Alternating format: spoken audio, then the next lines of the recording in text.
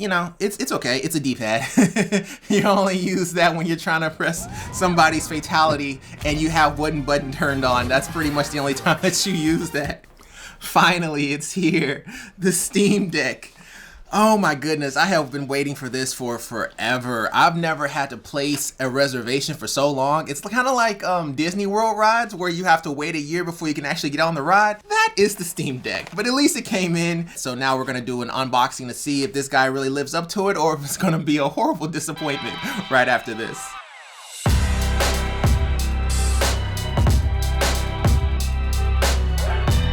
Forum. How you doing? How you be? Top to the AB, and this is a kind of a cool one here. This is basically just going to be an unboxing and overview of the Steam Deck. I'm actually going to do a controller compatibility test between the Steam Deck, the Nintendo Switch, Razer Kishi, as well as any other friends that I have that's actually a controller, PlayStation controller, Xbox Elite, so on and so forth, just to see the comparisons between the controllers, because this guy is $400 to $500. This is the 256 gig model. There is a 512 gig model. I did not go for that one because I knew that I could upgrade this guy long before it even came out. I mean, it's a year worth of research. I knew exactly what I could do with it and what I couldn't. So there was no point in really going for the higher end model. Plus I was already locked in to the 256 gig model, and I knew the 64 gig was eMMC, so basically a lower tier of NVMe. Basically it was just flash essentially, so it wasn't as fast as the 256 gig. At least with the 256 gig I knew that I can add games, so on and so forth, and I don't have to upgrade right then and there. I can just upgrade later on.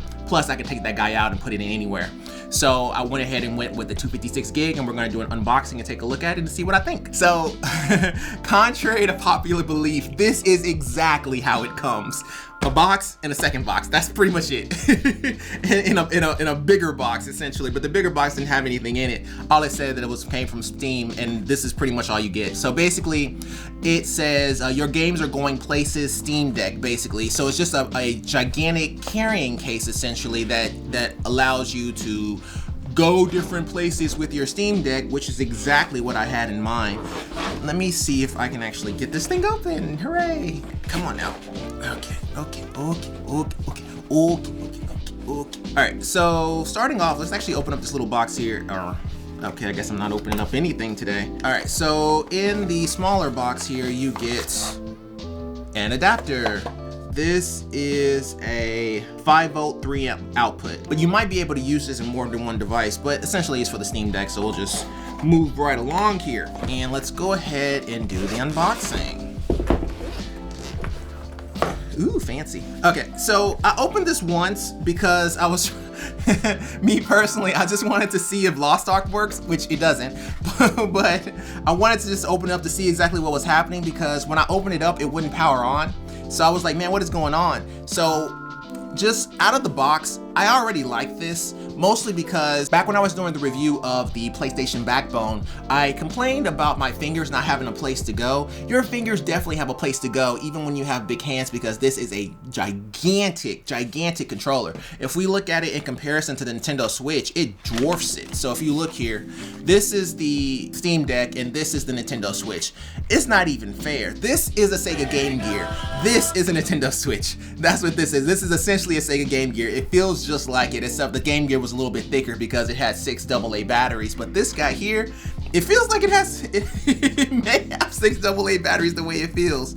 However, this guy is very evenly distributed. I don't feel anything wrong with this guy. Like, it doesn't feel like it's heavier on one side than the other. And on top of that, these joysticks, these may be the best joysticks I've ever felt in my life. It's almost Xbox Elite level. If I had to compare it, it reminds me of the Xbox Elite. These joysticks feel absolutely amazing. They're way better than Nintendo Switch. They're way better than the Razer Kishi. They're way better than just about anything, actually. The buttons, the buttons are okay. I'll give it okay, it's a C+, maybe a B-.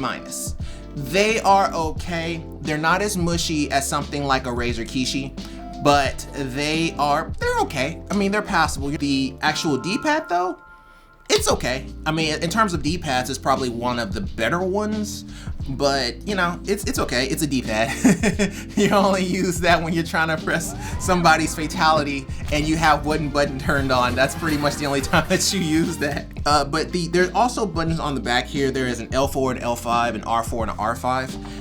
And those are actually pretty easily accessible. I don't really have any problems reaching it. Now, it should be noted that this feels excellent to me, but it's only because I have big hands. If you have some smaller hands, this may not be ideal. If you're more comfortable with a Nintendo Switch, this may be a little bit too big for you, and you may have to work a little bit to get your hands on the joysticks. Like for me, this is the perfect distance, the perfect distance for a joystick and thumb location, so I don't have to reach very far. But for some people, this may be not ideal for you to actually do, so keep that in mind. So we're gonna go ahead and try to turn this on and see exactly what happens. I wanted to at least have it somewhat set up so I can at least power it on and show people.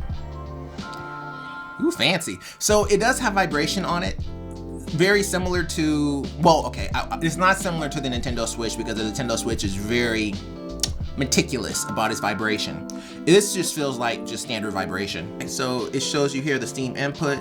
To allow you to play any game, even if it doesn't support game controllers, your deck uses Steam input, a system that translates your physical inputs into commands for the game. Commands can be any kind of inputs that games use: a B button on a gamepad, the enter key, a left mouse button click, and so on. In other words, you can remap some of these keys in order to be keyboard presses. Go on to the next one. Each game's controller layout contains a list of all the physical parts of your controller and what commands are assigned to them. B can be assigned to start button, X can be assigned to space button, Y can be assigned to middle mouse click. This infuriates me. The only reason why is because if you can map all this, then this will be great for any MMO. But as we saw, just about every MMO is not compatible when it comes from the Steam Deck.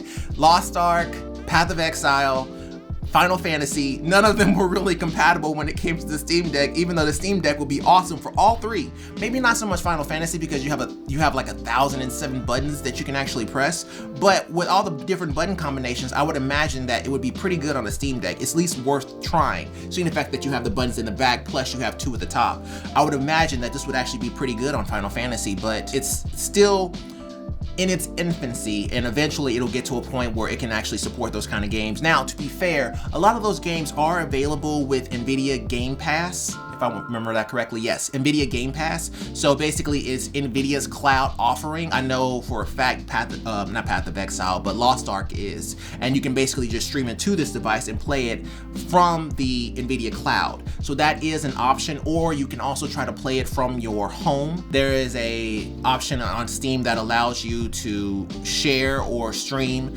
from a different computer, and you can stream it and then pick it up that way, but it's not like having something directly on the Steam Deck. So that, you know, it is what it is, but eventually it's going to get to a point where, well, I hope that it gets to a point where is able to support those kind of games, because it'll be perfect for MMOs. Just think, if you could take this guy and be able to play WoW, A Realm Reborn, Path of Exile, Lost Ark, Genshin Impact, all on one device, and just take this guy with you. That would be super awesome. Now, granted, of course, Genshin Impact, the latter of those guys, is available on iPad, iOS, Android, so on and so forth, but be able to have them all in one device means that you can travel with something like a MacBook who doesn't support any of those games except for Genshin Impact, and not even really Genshin Impact, because if we're talking about the MacBook, you can't even download the Genshin Impact on the MacBook. You can download it on the iPad and the phone, but not necessarily the MacBook. But it can't really support any of those games. You can actually just bring this guy along and it will take care of everything except for exclusives like the Nintendo Switch. So you know, you can maybe take this guy and the Nintendo Switch and cover your entire gaming portfolio.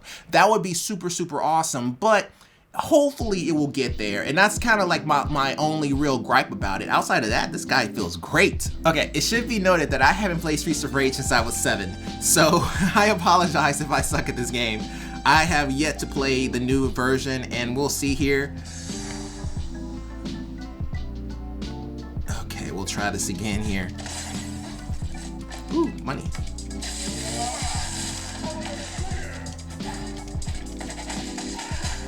Okay, that's just not fair. He punched me once and took half my health.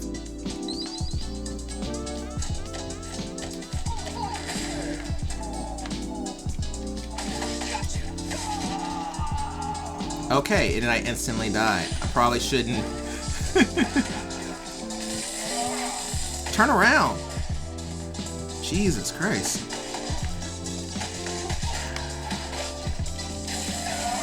There we go.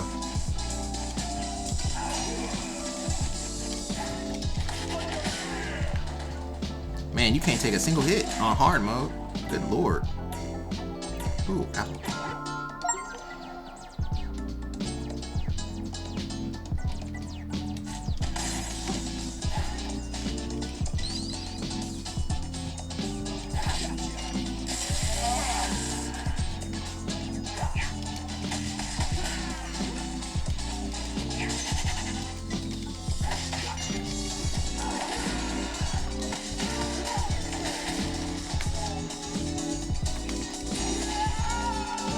Already dead.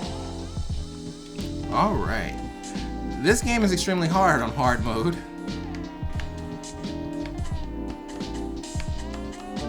Chicken out.